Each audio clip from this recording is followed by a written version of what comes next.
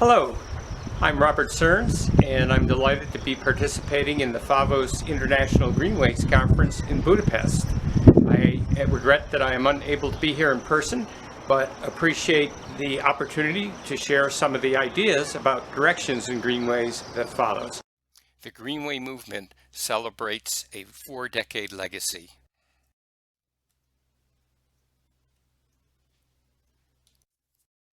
And it has transformed cities in very positive ways worldwide. And as my friend Chuck Funk likes to say, greenways are green infrastructure. Taking those neglected places, turning them into places of value. Indeed, greenways are an investment. So what has changed since the Greenway movement began? Well, it's spread worldwide. We're seeing broader engagement in greenway activities, walking, biking, running, and the like. We see people making online connections to meet up and walk greenways and hold events with bike and trail and walking types of activities. We see a millennial generation gravitating toward urban areas and city centers in many nations who want these amenities like greenways and trails, and retiring baby boomers with more leisure time who want to remain fit, also wanting these types of amenities. And connected to that is a burgeoning health and fitness movement where people actually want to calibrate their daily physical activity to remain in better physical shape. There is that healing benefit, saving literally billions in healthcare costs in many countries. And healing is also realized in the areas of mental health, at-risk youth, and others who can find some solace involved in trails and greenways. Associated with this, we see a growing desire of people to want to use trails and hiking activities as a counterpoint to the on-screen virtualized existence. We see an exploding growth in the popularity of sacred walks and pilgrimages, such as the Camino de Santiago in Spain and the Kumano Kodo in Japan. However, as greenways become more popular, we see challenges, including crowding and conflicts, particularly between bicyclists and pedestrians, that creates some problems that we need to address. I think we want to look at ways to accommodate diverse uses and users and reduce that conflict as we go forward into the next decade of greenways. And related to this is more flexible technologies for trail and greenway activity, especially the single track bicycle. I think this change in technology stands to revolutionize the way we think about greenways. We can break away from that traditional 3-meter wide paved path that dates back to the 10-speed bicycle of decades ago. We can look at different surfaces. We even can look at the way that self-driving cars that in theory are incapable of hitting a bike and a pedestrian, and how that might change the way we think about the shared use of roadways for bicycles and pedestrians integrated into greenway systems. And of course, some things never change.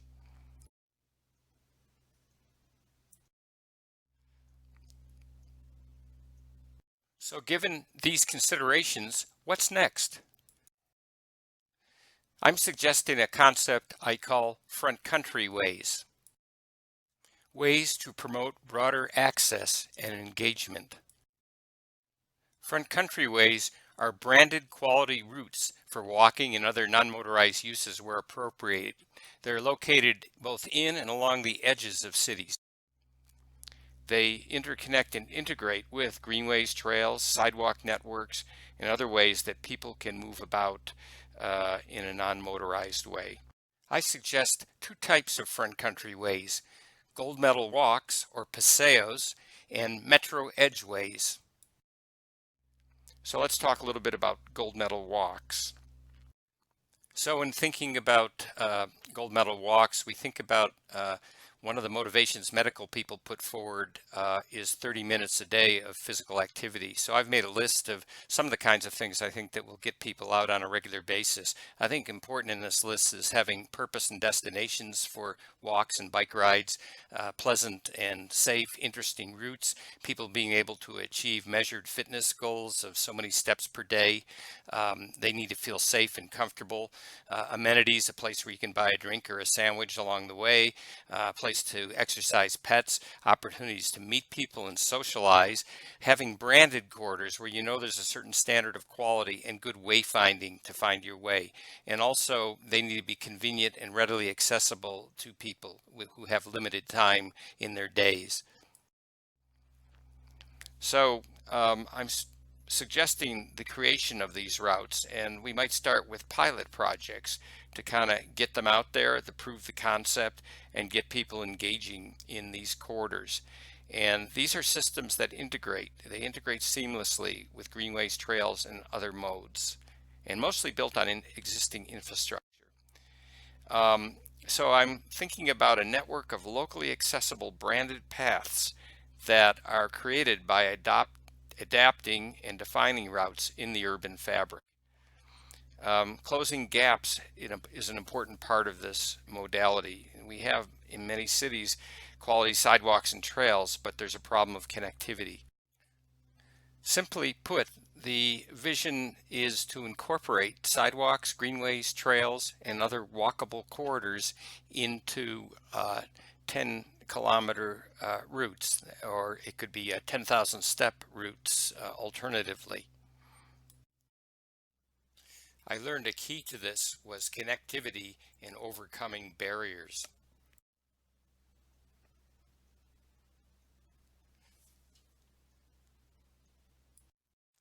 It is important that gold medal walks meet certain defined standards, particularly having a 1.5 meter wide walking surface where two people can walk side by side, buffered by a tree median. Where the loops follow trails and pathways, we want to separate the bike and ped walking treads, and other aspects that make these attractive as branded routes. We want them to be stimulating, pleasant, have interesting waypoints and destinations like parks and greenways for leisure time destinations, as well as practical local travel destinations such as schools and convenience stores, getting to transit and so on, as well as rest points and shelters with a place for water and snacks and other needs. So here's the mode. The core, the spine, is the 1.5 meter wide quality sidewalk that encourages people, and it's got a tree median buffering it from street traffic to also make it pleasant.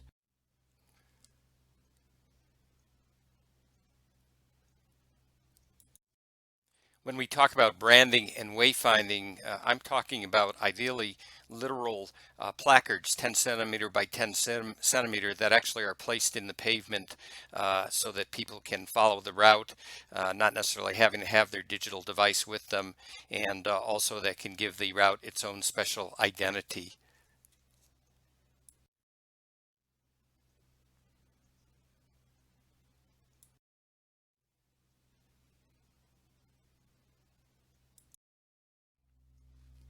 And where these integrate with existing trails and greenways, working to provide separate treads for pedestrians and bicyclists so we can reduce that conflict and create a more pleasant experience. I'm also suggesting the notion of adapting existing low volume, low speed streets where there are no sidewalks for safe and pleasant walking. I saw this out on my walks where people are already doing this informally in the streets where there's low traffic volumes. And in Louisville, Kentucky, I saw actually the walking version of a bike lane where the pedestrian symbol is put in the lane and people are using it. Part of this system could be green alleyways, where alleys are converted into attractive places that are part of the network. These systems should also interface with other modes such as transit and bike rental facilities. An important element of the system is access to schools, workplaces, shops, and other practical destinations.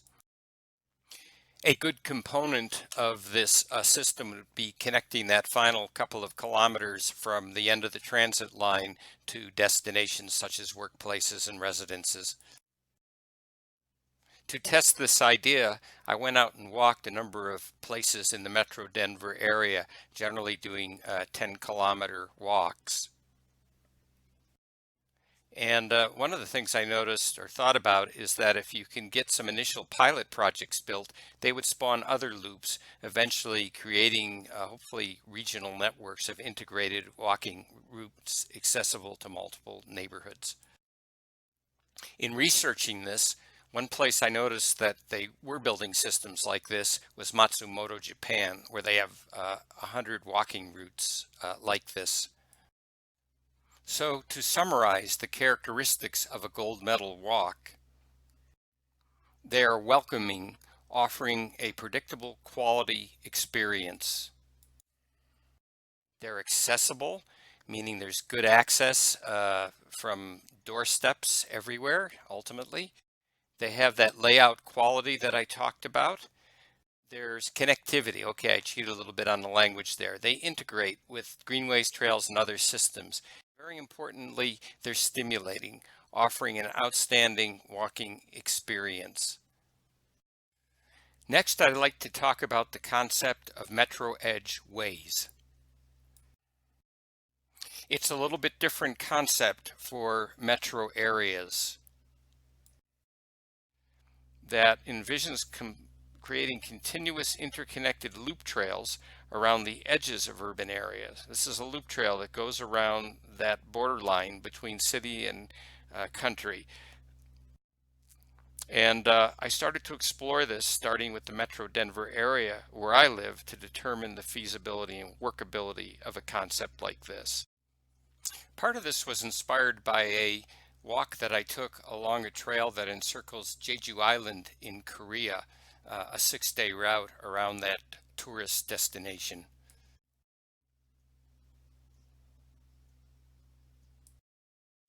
We looked at doing a 330-kilometer soft surface trail around the greater Denver area, a city of over 2 million people. The core of this is a rim trail, as I mentioned. It's 330 kilometers. The edge is located about 30 to 40 kilometers from downtown Denver, but it also is located such that it is reachable by transit lines and other means to very easily get there.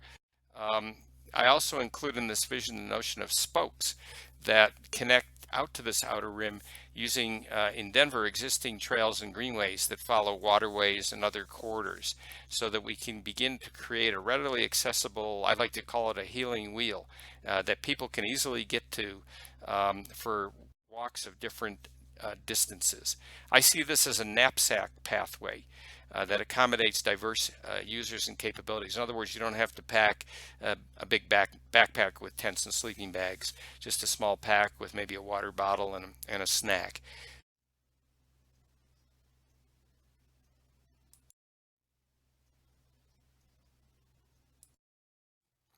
As a world-class trail, the Metro Loop meets certain important characteristics. It accommodates a diverse range of users. There's access to supplies and water, food, and toilets and so on every 10 to 20 kilometers. This is possible on the edge of many metro areas where you have small hamlets and villages. It has access from transit. There's a good comprehensible wayfinding system, and we can even have concessions like food trucks that can come out and provide a meal or even set up a campsite. And it accommodates as well as walkers, hikers, runners, mountain bikes, and equestrians. Here are some convenient components and accessories.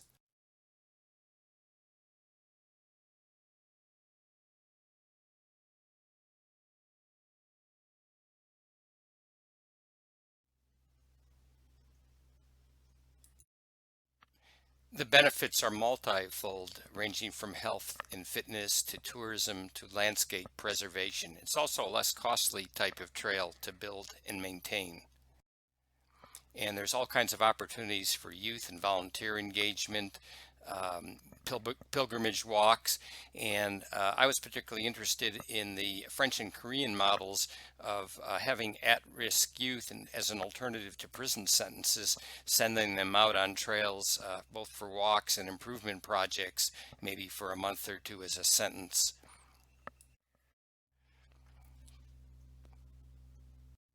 An important side benefit of these kinds of trails is that they can serve as an armature for promoting open space around urban areas. I think in the tradition of the London Greenbelt and other places, this can go a long way to further that cause. A really good example is Toronto, Canada, where they have created quite a system of greenbelts, and this would be a great opportunity, I think, for a trail like this.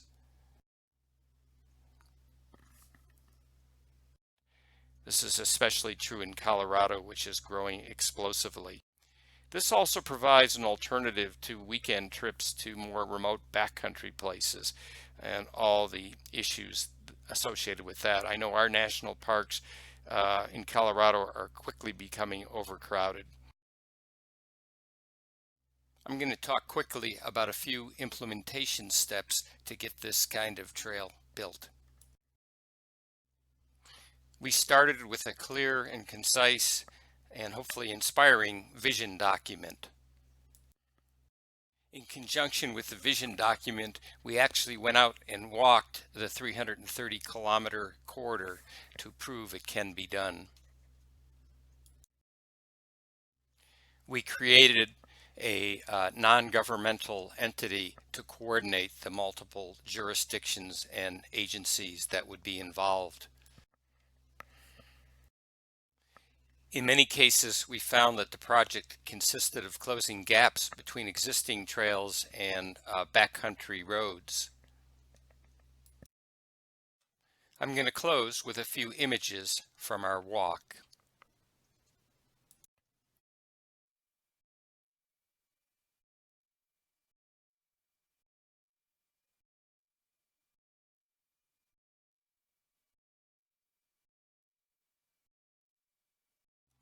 For those who would like more information, I invite you to visit our website at metrotrail.org or get in touch with me personally at green49@aol.com.